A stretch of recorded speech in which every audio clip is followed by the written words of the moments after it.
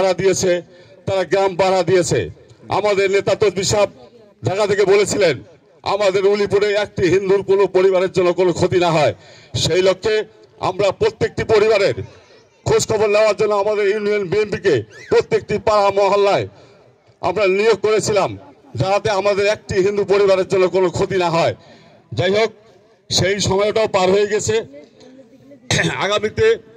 আগামীতে আমাদের ভাই ধানের শীষের প্রার্থী, আমরা হিন্দু পরিবারের লোক, আমরাও চাই আমাদের একটা নিরাপত্তার দরকার।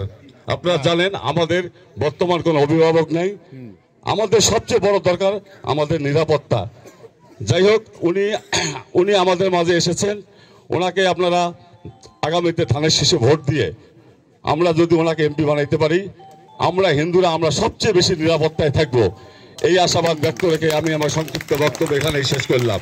ধন্যবাদ সবাইকে।